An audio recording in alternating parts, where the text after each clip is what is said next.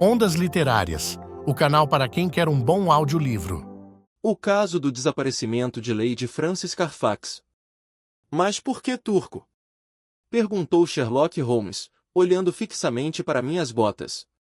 Eu estava deitado em uma cadeira de vime, e meus pés esticados haviam atraído sua atenção sempre vigilante. Inglês. Respondi com certa surpresa.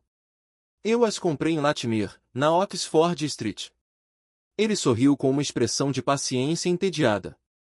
O banho. Ele disse. O banho. Por que o debilitante quer o banho turco em vez do revigorante artigo caseiro? É porque, nesses últimos dias, eu me senti velho e reumático. Um banho turco é o que chamamos, na medicina, de uma alternativa, um novo ponto de partida, um purificador do sistema.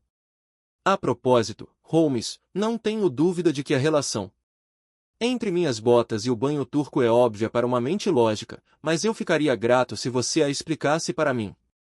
A sequência do raciocínio não é muito difícil, Watson, ele disse, dando uma piscadela maliciosa. Pertence à mesma categoria elementar de dedução que eu precisaria explicar se lhe perguntasse quem estava no carro com você hoje de manhã. Eu não acho que um novo exemplo seja uma explicação, respondi com certa aspereza. Bravo, Watson. Uma reclamação digna e lógica. Deixe-me ver, quais são os pontos? Vejamos, em primeiro lugar, o último. O táxi. Observe que você tem borrifos na manga esquerda e no ombro do seu casaco. Se você tivesse se sentado no meio, com toda a certeza não os teria e, caso estivesse, seriam simétricos. Portanto, fica claro que você se sentou de um lado. Também está claro que tinha um companheiro. Isto é evidente. Tremendamente corriqueiro, não? Mas, e as botas e o banho turco?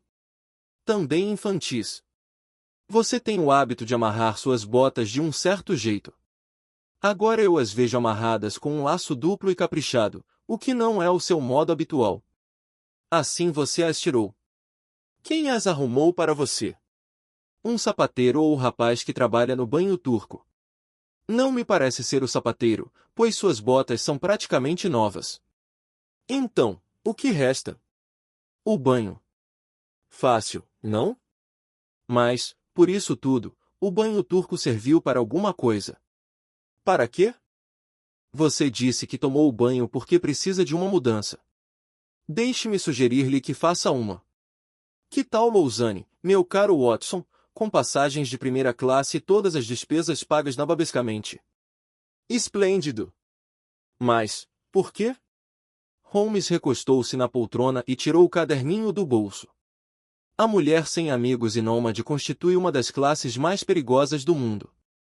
Ela é a mais inofensiva e frequentemente a mais útil dos mortais, mas quase sempre se torna incitadora de crimes nas outras pessoas.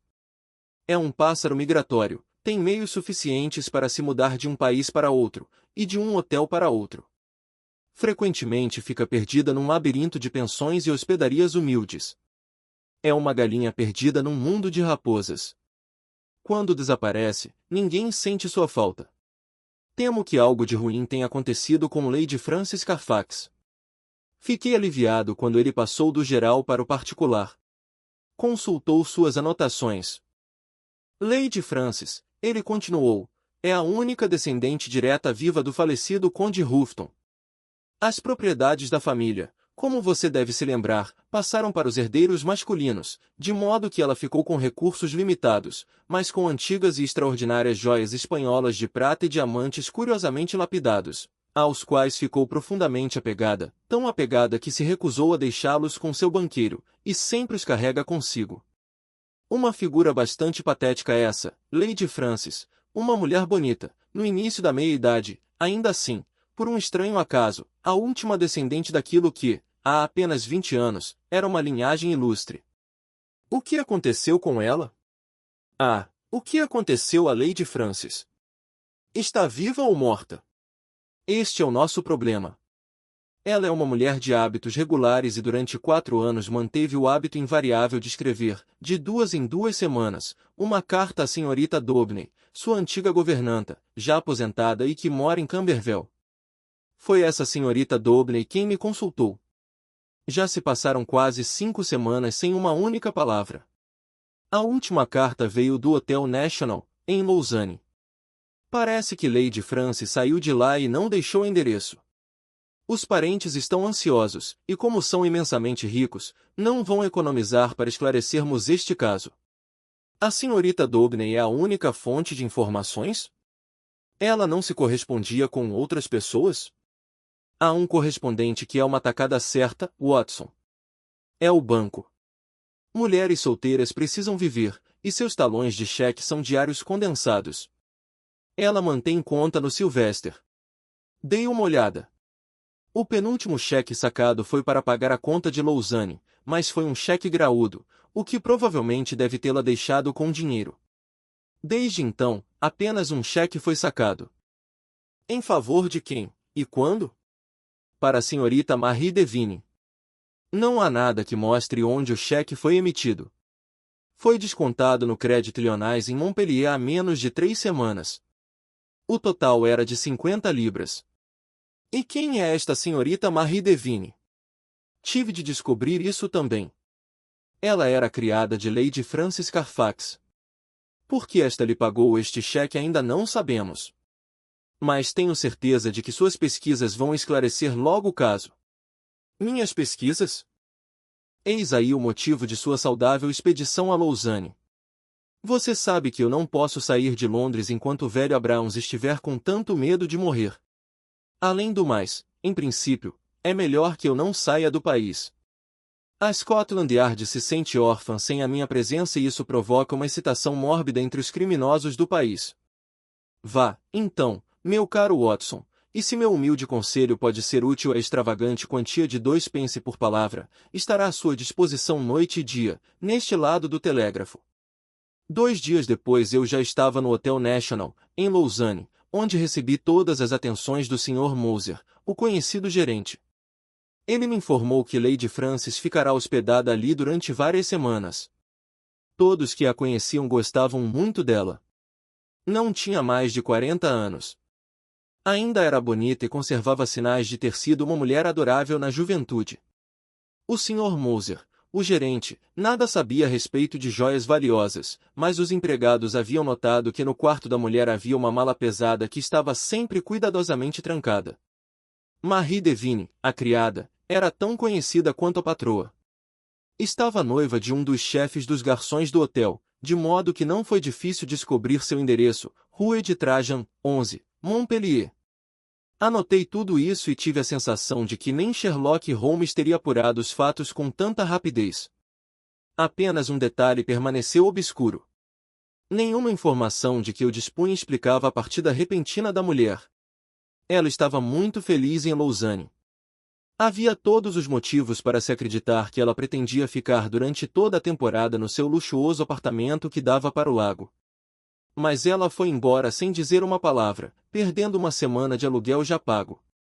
Somente Jules Vibart, o noivo da criada, tinha alguma sugestão a dar. Ele relacionava a partida repentina à visita, ao hotel, 1 ou 2 dias antes, de um homem alto, moreno e barbudo. Um salvage, um véritable salvage!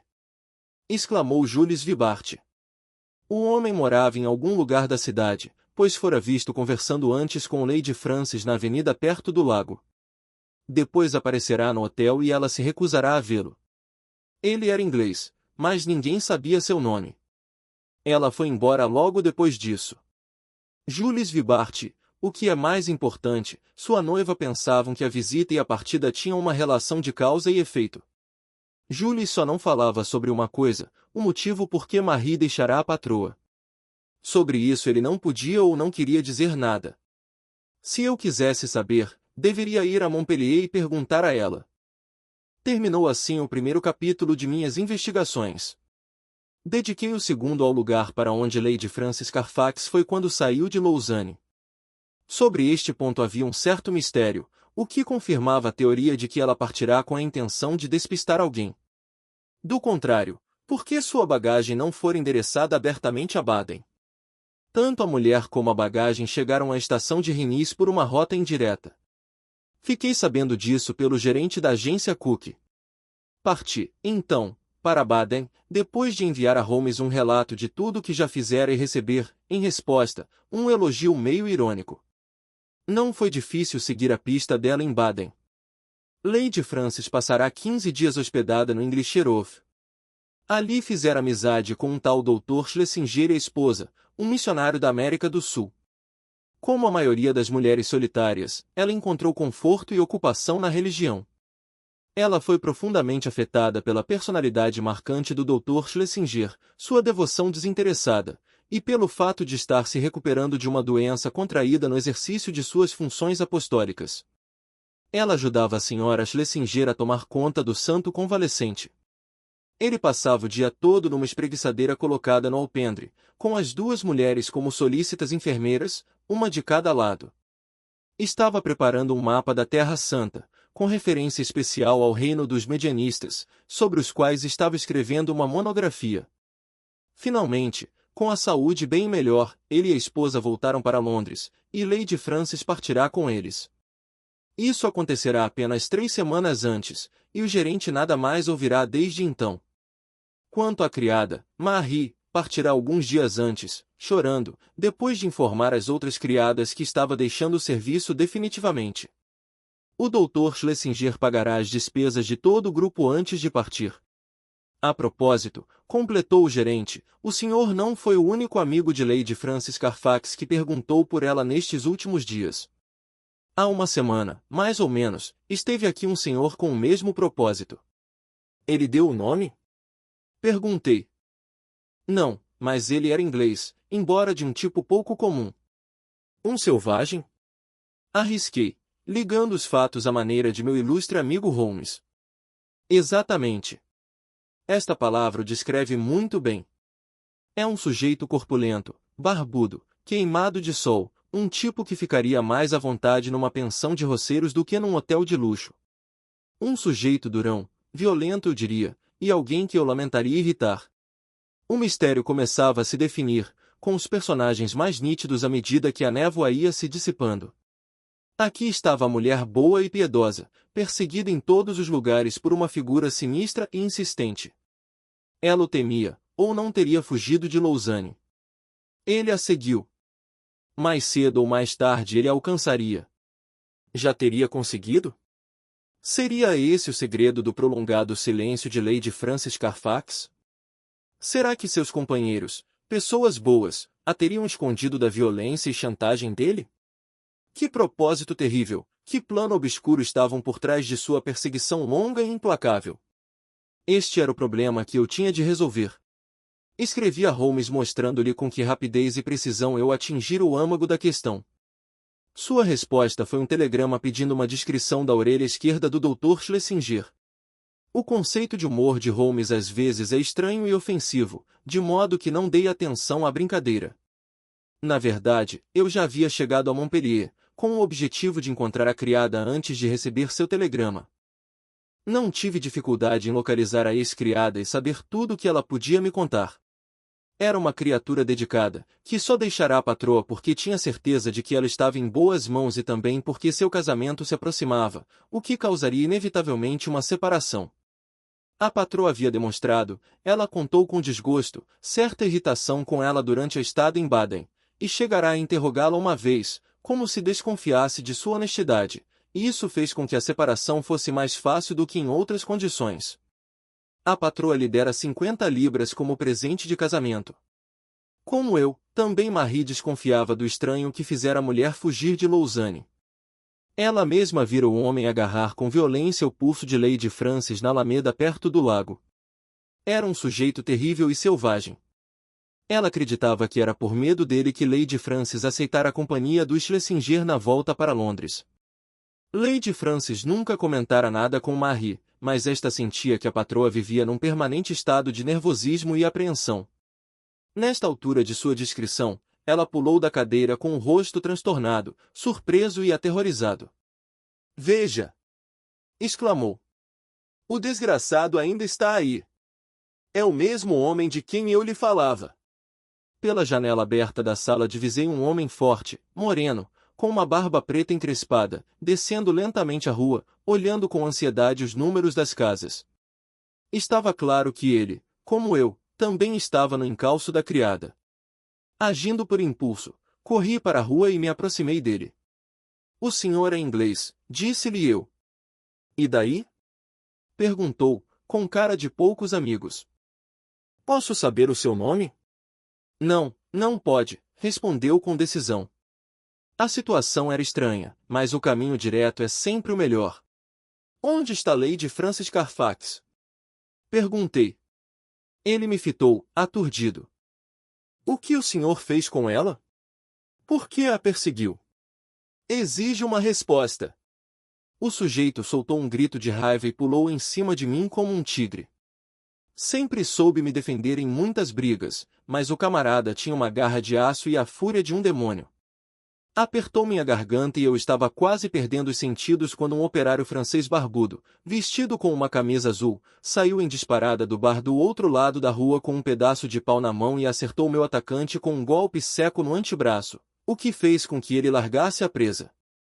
Ficou por alguns segundos fungando de raiva e sem saber se devia recomeçar o ataque. Finalmente, com um rugido de raiva, ele me largou e entrou na casa da qual eu acabara de sair.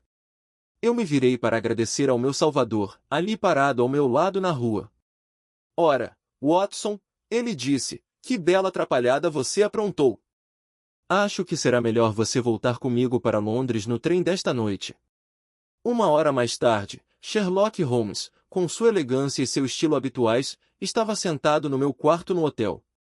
A explicação para o seu aparecimento repentino e oportuno era a própria simplicidade, porque, descobrindo que podia sair de Londres, ele decidirá adiantar-se a mim no próximo ponto óbvio de minhas investigações.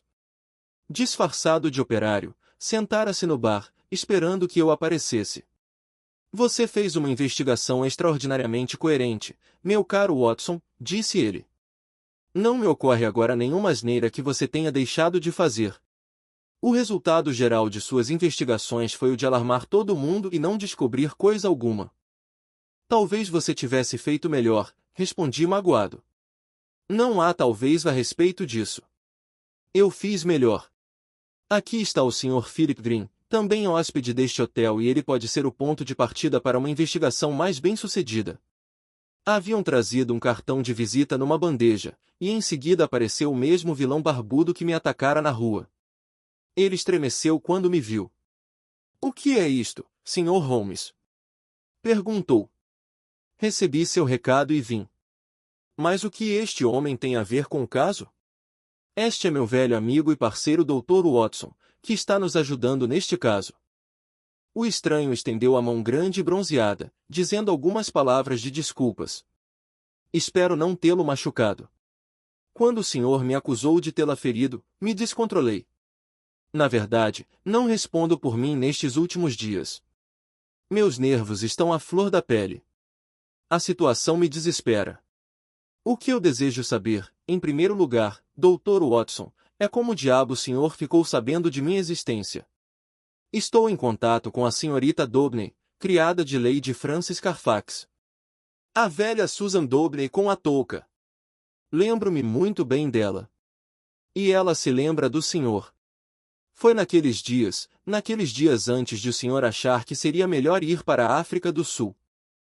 Ah, vejo que conhece toda a minha história. Não preciso esconder-lhe nada. Juro-lhe, Sr. Holmes, que nunca existiu neste mundo alguém que amasse uma mulher com tanta devoção como eu amava Frances. Eu era um jovem devasso, eu sei, mas não pior do que tantos de minha idade. Mas o coração dela era puro como a neve. Ela não podia suportar uma sombra sequer de grosseria. Assim, quando ficou sabendo de algumas coisas que eu havia feito, não quis mais falar comigo. E mesmo assim, ela me amava, e isso é o mais estranho, amava-me tanto a ponto de permanecer solteira durante toda a sua santa vida, somente por minha causa. Com o passar do tempo, ganhei a vida em Barbeton e pensei que talvez pudesse procurá-la e abordá-la. Eu sabia que ela ainda estava solteira. Encontrei-a em Lausanne e tentei tudo o que pude. Ela ficou comovida, eu acho, mas sua vontade era forte, e quando a procurei de novo, havia partido. Consegui localizá-la em Baden e depois de algum tempo ouvi dizer que sua empregada estava aqui. Sou um sujeito rude, Vindo de uma vida difícil, e quando o Dr. Watson falou comigo naqueles termos, perdi o controle. Mas, diga-me, pelo amor de Deus, o que aconteceu com Lady Francis? Isto é o que nós temos de descobrir, respondeu Sherlock Holmes. Qual é o seu endereço em Londres, Sr. Green? Vai me achar no London Hotel. Posso pedir-lhe que volte para lá e fique pronto no caso de eu precisar do senhor?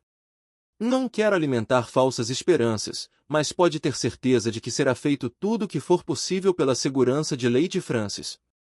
Não posso dizer mais nada, por ora. Vou deixar-lhe este cartão para que possa entrar em contato conosco. Agora, Watson, se você fizer as malas, vou telegrafar à Sra. Hudson e pedir que prepare o melhor que puder para 2 viajantes famintos às 7h30h.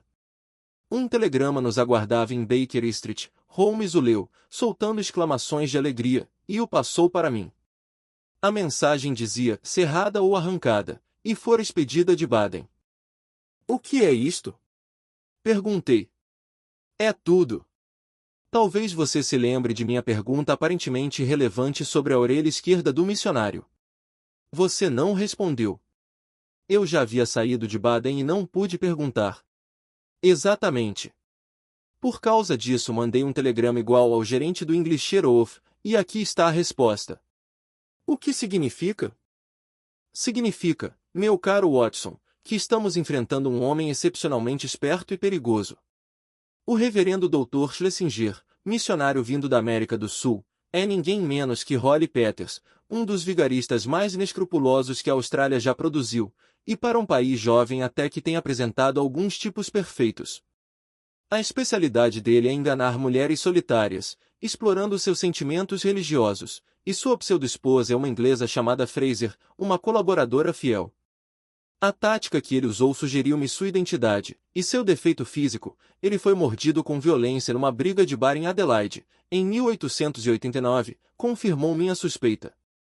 Essa pobre senhora está nas mãos de uma dupla infernal, que não teme nada, Watson. Que esteja morta é uma suposição bem plausível. Se estiver viva, com toda a certeza ela se encontra em algum tipo de prisão e impedida de escrever a sorte a Dobney ou a outros amigos. É possível que nem tenha chegado a Londres, ou tenha passado pela cidade, mas a primeira suposição é improvável porque, pelo sistema de registro, não é fácil para os estrangeiros burlar a polícia do continente. A segunda hipótese também é improvável, já que esses vigaristas não poderiam encontrar um outro local onde seja tão fácil manter uma pessoa cativa. Os meus instintos me dizem que ela está em Londres, mas como no momento não temos meios de saber exatamente onde, só podemos fazer o óbvio, ou seja, jantar e ter paciência. Mais tarde vou dar uma saída e conversar com o amigo Lestrade, na Scotland Yard. Entretanto, nem a polícia oficial nem a pequena mas eficiente organização particular de Holmes foram suficientes para esclarecer o mistério. Entre os milhões de pessoas em Londres, as que procurávamos estavam invisíveis como se nunca tivessem existido. Foram tentados anúncios em jornais, sem resultado. Pistas foram seguidas, mas levaram a nada. Todos os antros de criminosos que Schlesinger pudesse frequentar foram verificados, mas em vão. Seus antigos comparsas foram vigiados, mas eles não se aproximaram dele. Então, de repente, depois de uma semana de suspense, surgiu um raio de luz. Um pingente de prata, de antigo desenho espanhol, foi penhorado em Bovington, em Westminster Road. O sujeito que o penhorara era grande, sem barba, com uma aparência clerical. Naturalmente, o nome e o endereço que forneceu eram falsos. Não mencionaram o detalhe da orelha, mas a descrição, com toda certeza, era a de Schlesinger. Nosso amigo barbudo do London Hotel aparecerá 3 vezes à procura de notícias, na terceira vez 1 hora depois de termos recebido novas informações. As roupas já estavam folgadas no seu corpo enorme. Parecia que, pela ansiedade que o consumia, estava definhando a olhos vistos. Se pelo menos o senhor me desse algo para fazer, era seu constante lamento. Finalmente Holmes podia satisfazê-lo. Ele começou a penhorar as peças. Vamos pegá-lo agora.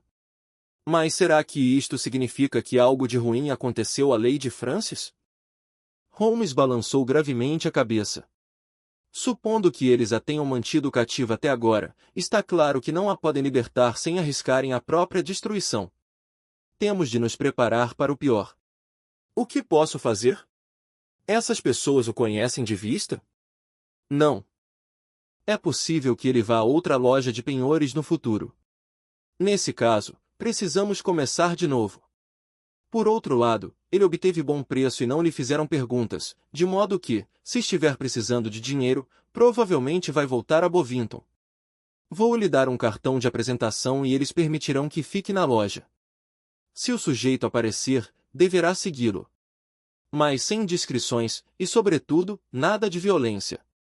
Espero que o senhor não faça nada sem meu conhecimento e consentimento.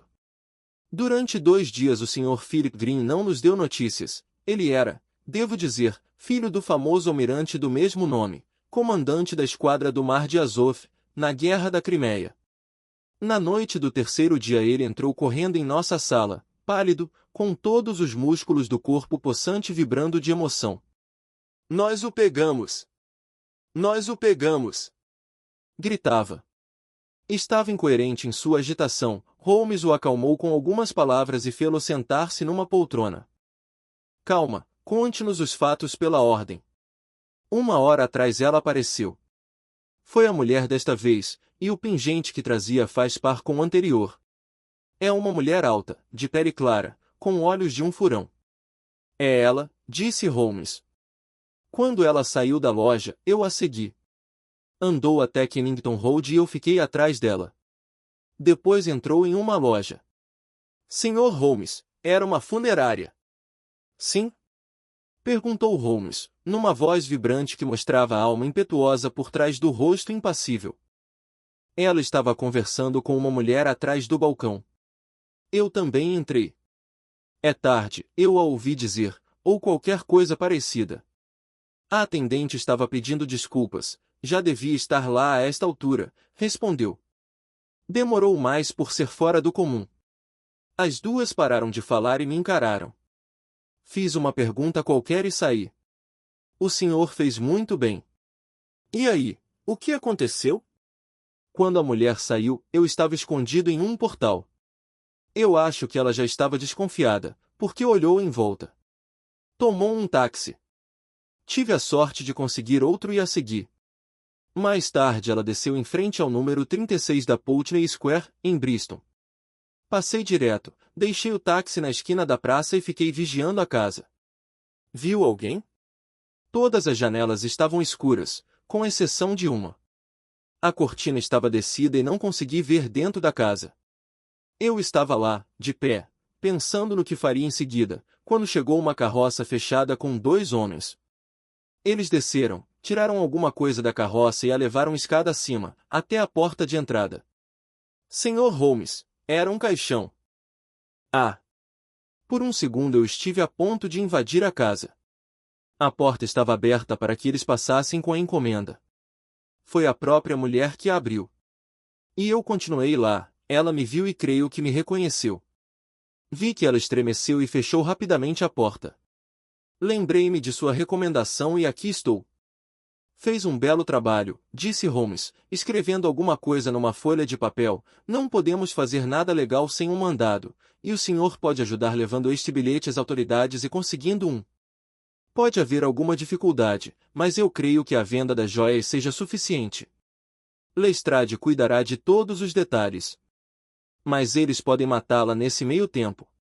O que significa o caixão e para quem é, a não ser para ela? Vamos fazer tudo o que for possível, Sr. Green. Não perderemos um minuto sequer. Deixe o caso em nossas mãos. E agora, Watson, ele acrescentou, depois que o visitante saiu, ele fará a polícia entrar em ação. Como sempre, nós somos as forças irregulares e temos de seguir nossa linha de ação. A situação me parece tão desesperadora que qualquer medida extrema se justifica. Não podemos perder tempo, temos de ir a Putney Square. Vamos tentar reconstituir a situação, disse Holmes enquanto passávamos rapidamente pelo edifício do parlamento e entrávamos na Westminster Bridge. Esses vigaristas atraíram a pobre mulher a Londres, depois de a livrarem da empregada fiel. Se ela tivesse escrito alguma carta, teria sido interceptada. Arranjaram alguma casa mobiliada, provavelmente por intermédio de algum cúmplice. Depois de estabelecidos, fizeram-na prisioneira e se apossaram das joias preciosas, objetivo da vigarice desde o início. Já começaram a vender a fortuna, o que lhes deve parecer seguro a esta altura, pois não há motivo para eles acharem que alguém se interesse pelo destino de Lady Frances Carfax. Se ela fosse libertada, naturalmente os denunciaria. Assim sendo, não pode ser libertada. Mas, ao mesmo tempo, não podem mantê-la cativa para sempre. Matá-la é a única saída. Isto me parece lógico. Vamos ver agora outra linha de raciocínio. Quando seguimos duas linhas distintas de pensamento, Watson, acabamos encontrando um ponto qualquer de ligação que leva à verdade. Vamos começar agora não da mulher, mas do caixão, e daí para trás. O fato mostra, sem dúvida, que ela está morta. Indica também um funeral ortodoxo, com atestado de óbito e os documentos legais. Se eles a tivessem assassinado, iriam enterrá-la num buraco no quintal. Mas, neste caso, tudo está sendo feito às claras e de maneira normal. O que significa isso? Certamente eles deram um jeito de ela morrer de uma maneira que enganaria o médico, e simularam uma morte natural, envenenamento, talvez. Mesmo assim me parece estranho que tenham permitido que um médico se aproximasse dela, a menos que ele também fosse um cúmplice, mas é difícil acreditar nisso. Mas eles não poderiam falsificar um atestado de óbito. É perigoso, Watson, muito perigoso. Não acho que eles fariam isso. Pare, cocheiro. Evidentemente aqui é a casa funerária, porque acabamos de passar pela loja de penhores. Você quer entrar, Watson? Sua aparência inspira confiança. Pergunte a que horas será o enterro de Putney Square amanhã. A mulher da funerária respondeu sem hesitar que seria às 8 horas. Está vendo, Watson, não há mistério, tudo às claras. De algum modo os procedimentos legais foram cumpridos, e eles acham que não têm o que temer. Bem, nada mais resta a não ser um ataque direto. Está armado? Minha bengala. Bem, seremos suficientemente fortes. 3 vezes está armado quem luta por uma causa justa. Simplesmente não podemos nos dar ao luxo de aguardar a polícia ou ficar nos limites da lei. Pode ir embora, cocheiro. E agora, Watson, vamos confiar na nossa sorte, como já fizemos algumas vezes antes.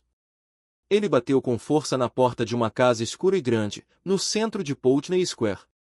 Ela foi aberta imediatamente e a silhueta de uma mulher alta apareceu à luz fraca do vestíbulo. Sim, o que desejam? Perguntou rispidamente, espiando-nos na escuridão. Quero falar com o Dr. Schlesinger. Respondeu Holmes. Não há ninguém aqui com este nome, ela disse, tentando fechar a porta, mas Holmes a impediu, colocando o pé. Bem, quero conversar com o homem que mora aqui, seja lá qual for o seu nome, ele insistiu. Ela hesitou. Depois abriu a porta. Bem, entrem. Meu marido não tem medo de enfrentar nenhum homem no mundo. Fechou a porta e nos conduziu a uma sala à direita da entrada, acendendo o lampião antes de sair. O Sr. Peters estará aqui num minuto, disse. Ela dissera a verdade porque mal tínhamos tido tempo de dar uma olhada no lugar poeirento e cheio de traças em que estávamos quando uma porta se abriu e um homem alto, rosto bem barbeado e careca entrou silenciosamente na sala. Tinha uma cara redonda e vermelha, bochechas caídas e um ar de benevolência superficial, contrastando com uma boca que sugeria crueldade. Com certeza deve haver algum engano aqui, cavalheiros, ele disse, numa voz untuosa e solícita. Receio que os senhores tenham se enganado de endereço. Talvez se tentarem a casa vizinha. Chega, não temos tempo a perder, disse Holmes com firmeza. O senhor é Henry Peters, de Adelaide, ultimamente conhecido como Reverendo Dr. Schlesinger, de Baden e da América do Sul. Tenho tanta certeza disso como de que meu nome é Sherlock Holmes. Peters, como o chamarei daqui para frente, tremeu e encarou seu poderoso adversário. Acho que seu nome não me atemoriza, Sr. Holmes, ele disse com frieza. Quando um homem tem a consciência tranquila, não há o que temer. O que o traz à minha casa? Quero saber o que o senhor fez com Lady Frances Carfax, que trouxe de Baden. Eu ficaria contente se o senhor pudesse me dizer onde está essa senhora, respondeu Peter com frieza. Tenho uma conta a acertar com ela de quase 100 libras e nada como garantia não ser um par de pingentes falsos que um negociante nem sequer olharia. Ela se ligou à minha mulher e a mim em Baden. É verdade que eu usava outro nome na ocasião, e ficou grudado em nós até virmos para Londres. Paguei as despesas e a passagem dela. Depois que chegamos aqui ela sumiu e, como eu disse, deixou como pagamento essas joias antiquadas. Encontre-a, Sr. Holmes, e eu ficarei grato. Eu quero encontrá-la mesmo, disse Sherlock Holmes. Vou vasculhar esta casa até achá-la. Onde está seu mandado? Holmes mostrou um revólver no bolso. Isto vai servir até que chegue um. Ora, então o senhor é um ladrão comum. Pode me descrever assim, respondeu Holmes jovialmente. Meu companheiro também é um bandido perigoso. E juntos nós vamos examinar sua casa. O homem abriu a porta. Chame a polícia, N. gritou. Ouvimos o farfalhar de um vestido no corredor e a porta da frente sendo aberta e fechada. Nosso tempo é curto, Watson, disse Holmes. Se tentar nos impedir, Peters, vai se machucar. Onde está aquele caixão que foi trazido para cá? O que quer com ele? Está ocupado. Há um corpo dentro dele. Preciso ver esse corpo. Não permitirei. Então será sem a sua permissão. Com um movimento rápido, Holmes empurrou o sujeito para o lado e entrou no vestíbulo. Diante de nós havia uma porta semi-aberta. Entramos. Era a copa. Na mesa, sob um candelabro, havia um caixão. Holmes aumentou a luz do ambiente e abriu a tampa. Lá no fundo estava uma figura magrinha. À luz do candelabro vimos um rosto velho e enrugado. Nenhum processo de crueldade, fome ou doença poderia transformar o rosto ainda belo de Lady Frances Carfax naquela ruína. O rosto de Holmes mostrou espanto e alívio. Graças a Deus! Murmurou. É outra pessoa. Ah, o senhor se deu mal pelo menos uma vez, Sr. Holmes, disse Peters, que entrará na copa atrás de nós. Quem é esta morta? Bem, se quer mesmo saber, é a velha ama de minha mulher, Rose Sender, que encontramos no asilo de Bristol. Nós a trouxemos para cá, chamamos o Dr. Orson, de Firban Villas, 13, se quer saber o endereço, e tratamos dela, como bons cristãos. Ela morreu no terceiro dia, o atestado de óbito diz senilidade, mas essa é apenas a opinião do médico, e naturalmente o senhor sabe mais. Contratamos os serviços funerários de Stinson & Co., de Kennington Road, que a enterrará amanhã, às 8 horas. Alguma coisa ilegal nisso tudo, Sr. Holmes? Cometeu um erro infantil, e a culpa é toda sua. Daria tudo por uma fotografia de sua cara embasbacada quando abriu o caixão, esperando encontrar Lady Frances Carfax e achando somente uma pobre velha de 90 anos. A expressão de Holmes estava impassível como sempre diante do sarcasmo de seu adversário, mas suas mãos crispadas revelavam seu aborrecimento. Vou vasculhar a casa, disse. Chegaram, finalmente! Exclamou Peters, quando a voz da mulher e passos rápidos soaram no corredor. Vamos ver isso. Por aqui, senhores policiais, por favor. Estes dois homens entraram à força na minha casa e não consigo me livrar deles. Ajudem-me a pô-los para fora. No corredor estavam um sargento e um soldado. Holmes tirou seu cartão do bolso. Este é meu nome e o endereço. Este aqui é o meu amigo Dr. Watson. Ora, nós o conhecemos muito bem, disse o sargento, mas o senhor não pode ficar aqui sem um mandado. Claro que não. Sei perfeitamente disso. Prenda-o! Gritou Peters. Sabemos onde encontrar este cavalheiro se for preciso, disse o sargento num tom solene. Mas o senhor tem de sair, Sr. Holmes. Um minuto depois estávamos novamente na rua. Holmes se mostrava calmo como sempre, mas eu estava fervendo de raiva e humilhação. O sargento nos havia acompanhado. Lamento muito, Sr. Holmes, mas é a lei. Claro, sargento, o senhor não poderia agir de outra forma. Espero que haja um bom motivo para sua presença lá. Se há qualquer coisa que eu possa fazer. Há uma senhora desaparecida, sargento, e acreditamos que ela esteja naquela casa. Estou aguardando um mandado. Então vou ficar vigiando, Sr. Holmes. Se acontecer qualquer coisa, eu lhe comunicarei. Eram apenas 21 horas e nós continuamos com nossas investigações.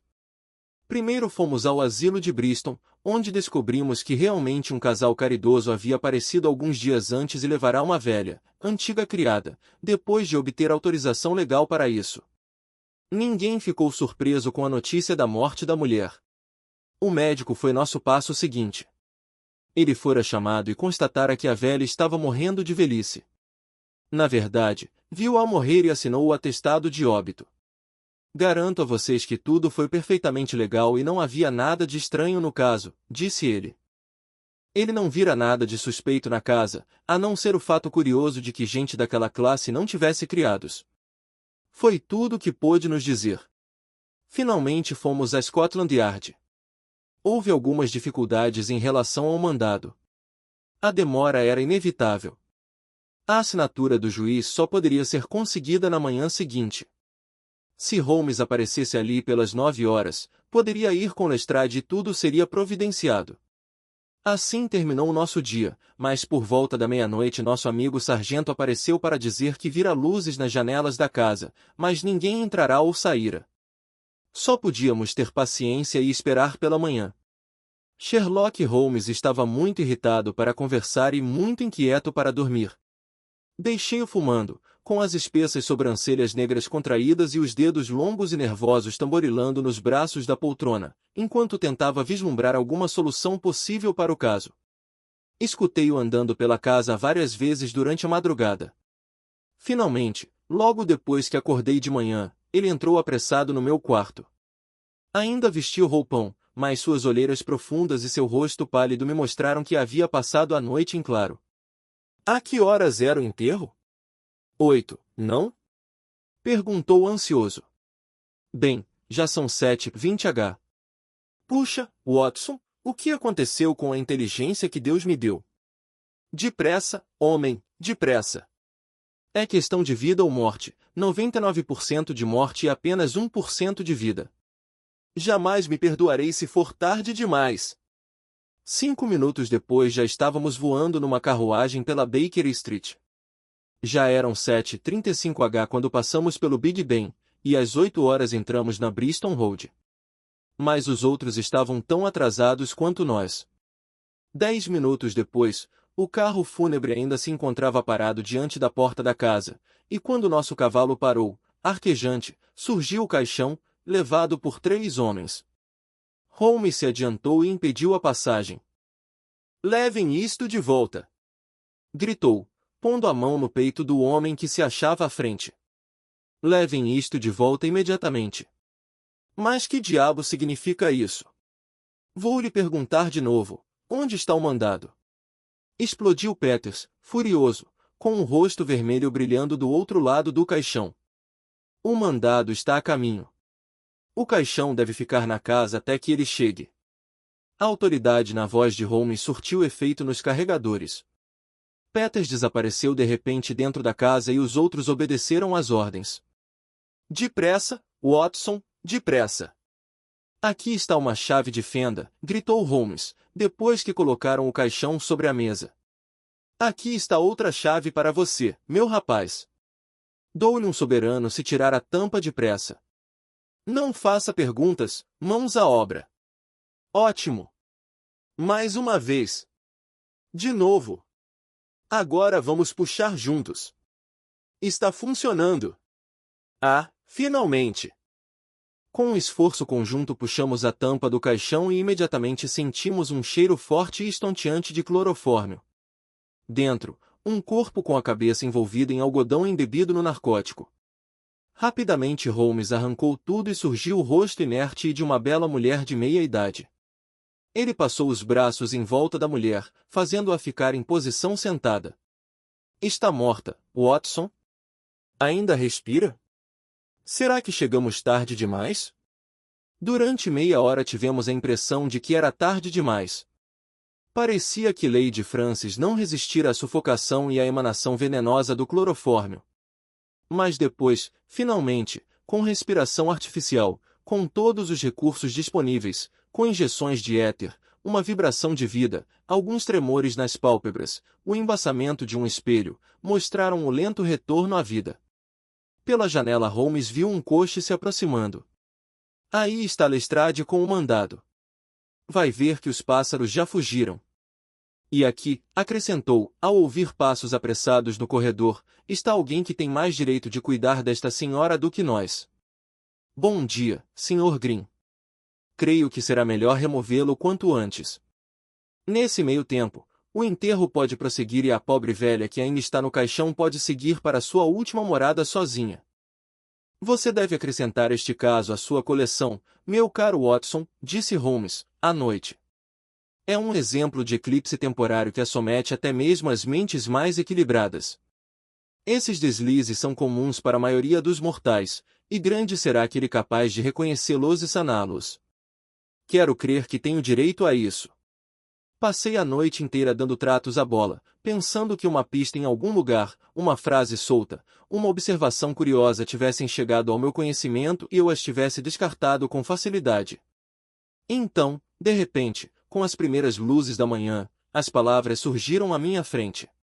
Foi a frase da mulher da casa funerária, contada por Philip Green. Ele a ouviu dizer, já devia estar lá a esta altura. Demorou mais por ser fora do comum. Ela estava falando do caixão. Ele era fora do comum. Só podia significar que ele fora feito com medidas especiais. Mas, por quê? Por quê? Num segundo lembrei-me do tamanho do caixão e da pequena forma no fundo.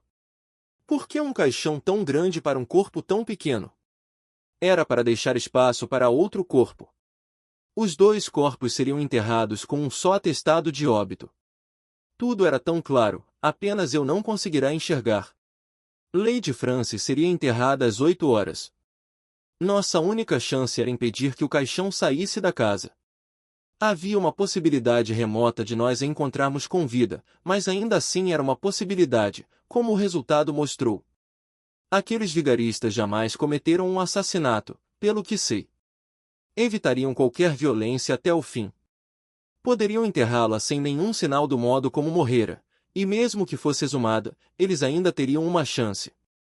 Minha esperança era que eles tivessem agido dessa forma. Você pode reconstituir a cena muito bem. Você viu o cubículo horrível onde ela ficou presa tanto tempo. Eles entraram e a dominaram com clorofórmio, trouxeram-na para baixo, puseram mais clorofórmio no caixão para impedir que ela despertasse e a parafusaram a tampa.